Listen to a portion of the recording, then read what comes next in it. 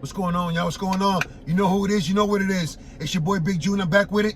Here with another episode of Big June Sports Talk, where sports discussion becomes sports debates and so on, man. Where we discuss the good, the bad, and the ugly. Everything and anything in the sports world, I touch on this platform, man. Before I get into the episode, you know, make sure to hit that like button, hit that subscribe button, hit the notification button, so when I drop these joints, y'all be the first ones to get it, man. You know what I'm saying?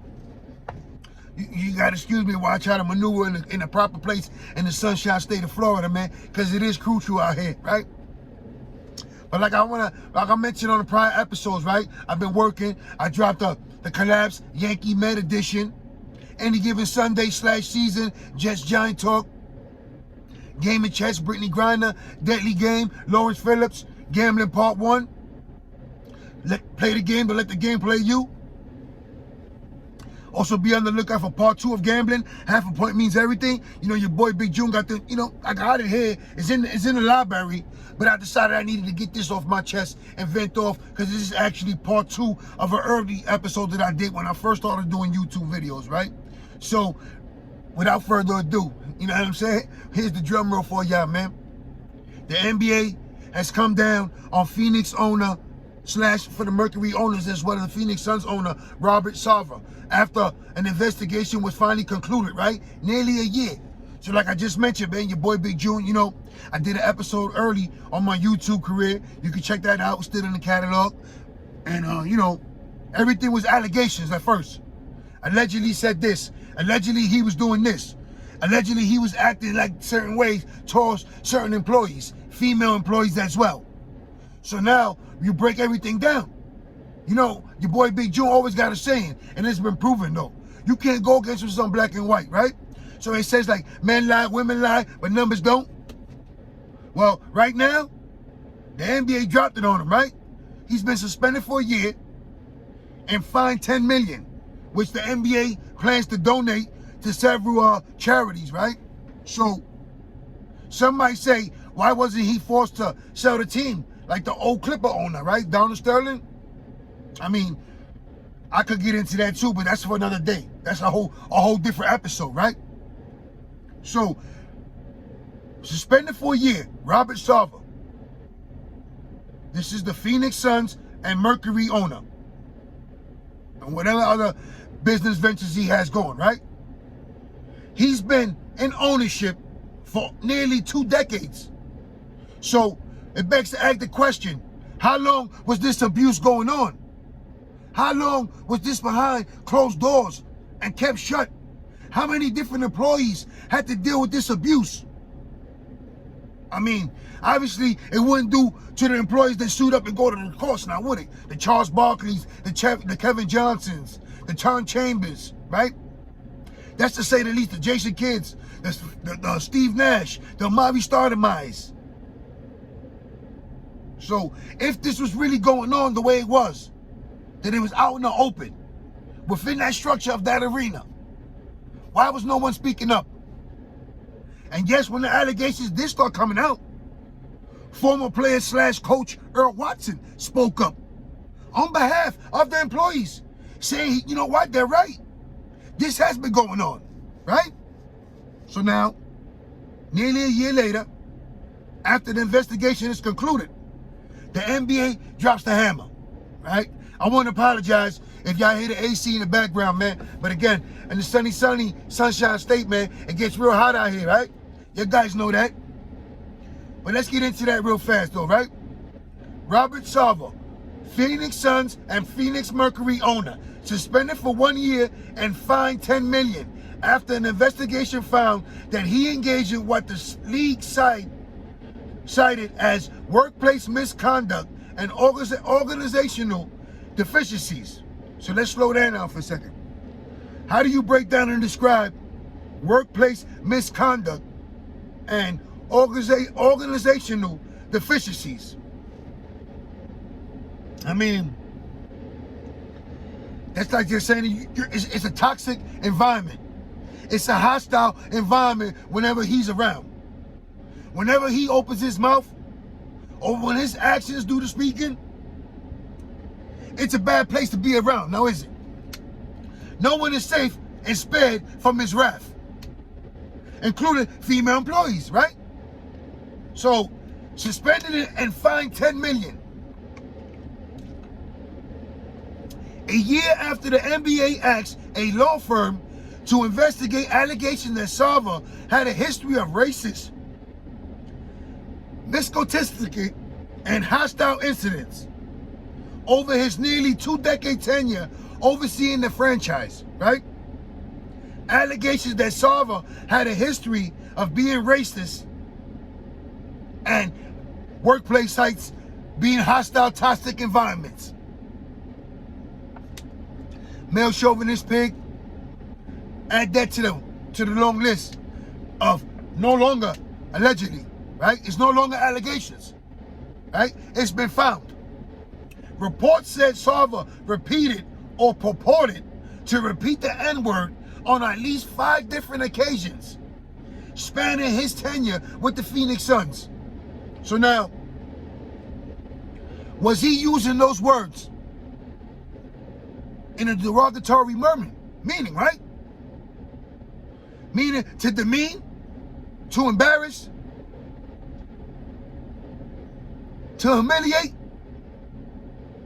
What other word do I need to describe how this man was using those N-words in front of nothing but African Americans, right? Well, being to say he's the man in charge. If you don't like what he's saying, if you don't like how he's acting, the door's that way. Hit the door and don't let it hit you on his way out. It's his way or the highway. I mean, he was the owner of the Phoenix Suns for nearly 2 decades. How long was this abuse and this behavior going on? For how long? I mean, it's amazing that once everything comes out, once the lid was ripped, once the investigation, you really didn't hear peep about the NBA. And you know what? Kudos to the NBA for standing up and moving in silence and getting the job done. And again, some will argue that, you know, he should have been forced to sell the team, as Sterling was when all the findings on his behalf on the Clippers scandal. But that's not what it is. 2 different incidents, right? Even though 2 dictators as owners, 2 hostile environments, toxic environments. I mean, one could always say it's billionaires, you know, acting up against millionaires, whatever the case might be, right? However, the NBA makes no finding that SARVER used this racially insensitive language with the intent to demean or degenerate anyone. I mean, it's hard to argue that one, right? I mean, let's get a good laugh at that one, man. You know what I'm saying? So, you use the N-word, which is not welcome in certain circles, in any environment in reality, and you use it with that intent. And that's out there full clear. Stevie Wonder can see your intentions while you using that word. Ray Charles sees what you're doing by using those words. Yet the NBA couldn't find no findings of those insensitive and being intent with the intent to demean or to generate anyone in general. So it was just him speaking out loud in private, but the employees hearing him in closed doors? Is that the finding? Does that make it okay? No, it doesn't. However, you know, the NBA dropped the hammer. Again, let me repeat it for y'all. He was suspended for 1 year and fined $10 million. The study also concluded that SARVER used demeaning language towards female employees, including telling a pregnant employee that she would no longer be able to do her job after becoming a mother. Made off-color remarks, comments, and jokes about sex and anatomy. Yelled and cursed at employees in ways that would be considered bullying under workplace standards. So let me repeat that again. The study also concluded that SARVER used demeaning language towards female employees, including telling a pregnant employee that she would not be able to do her job after becoming a mother, was quoted with making off-color comments and jokes about sex and anatomy, yelled and cursed at employees in ways that will be considered bullying under workplace standards. So here's the big bad billionaire roaming the halls of his arena, huffing and puffing, doing as he pleases. Right? Doesn't matter who's in his way. He spares no one. Female employees, y'all get it too. You're pregnant, you won't be able to do your job to my standards. Because I'm Robert SARVER.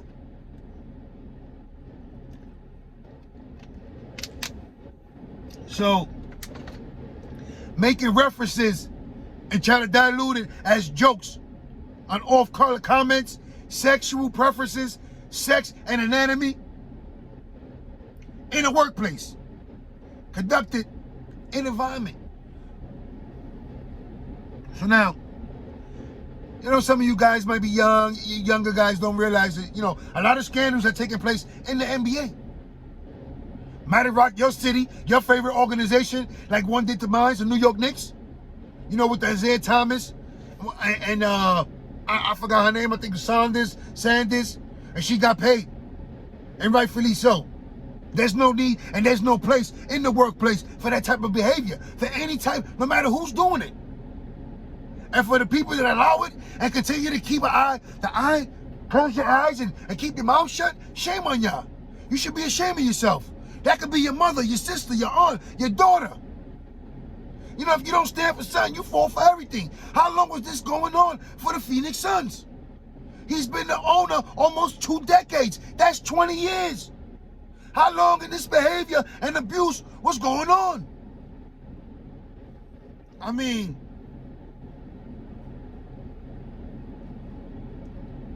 what else does the NBA need to find? Now, let me ask you some of this. Now, since the NBA has concluded their investigation, right? Are players, past and present, going to speak up? And if they do, what direction do they speak up? On behalf of the owner who signs their checks? Or on the side of the ones who have no voice? The voiceless, the powerless. The one who had to endure all this abuse for years. Because if you look at the parallels, right? One could say, wait a minute. If anyone is due to speak up, it has to be Chris Paul, right? Because he was a member of the Los Angeles Clippers when Donald Sterling was forced to sell the team. Now, on the future, 2022, he's the player for the Phoenix Suns.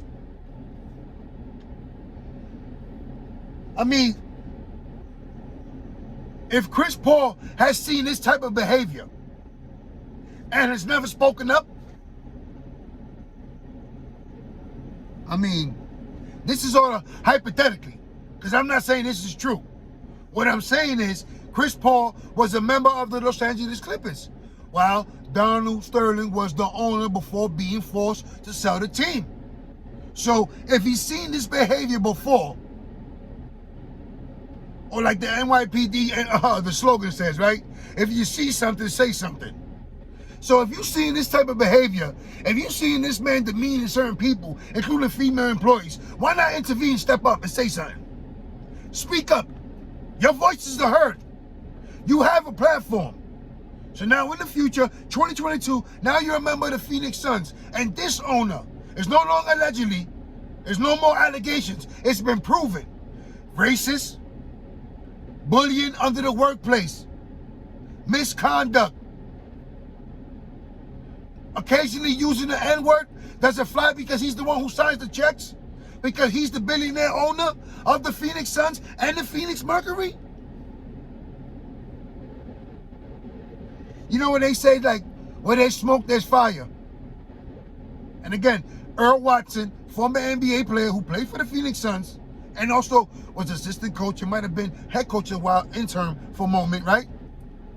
He spoke up on behalf of the employees and say, no, they're not lying. They're actually telling the truth.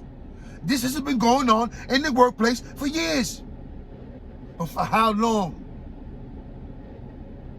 Was it a sudden turn of events?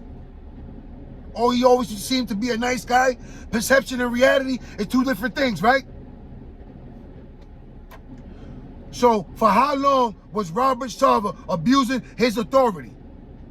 Abusing his employees? Physically, mentally, emotionally, spiritually, verbally.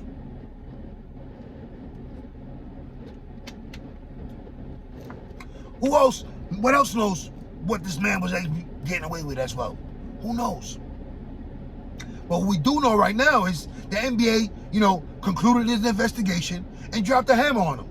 Fined him $10 million. Suspended him for 1 year. Some people say it should have been longer. Some others say that, he should have been forced to set a team, like the Los Angeles Clippers owner Donald Sterling was.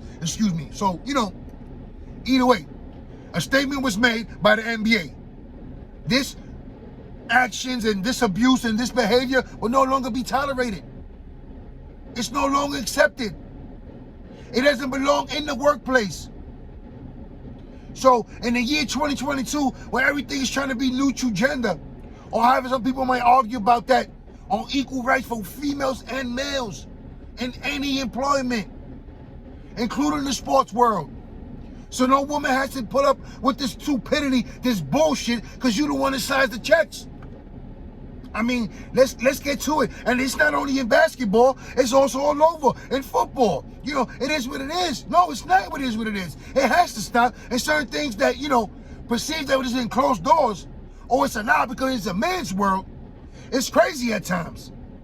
When you look up, whether you voted for her or not, it's a female vice president. So, in the year 2022, while you're looking to make a decent earning, a decent living, working for an organization, working under a billionaire, working in any environment, in any establishment, you go to work with the intention to put your hours in, be productive, and go home. Not to be abused, not to be chastised, not to be ridiculed, not to be demeaned.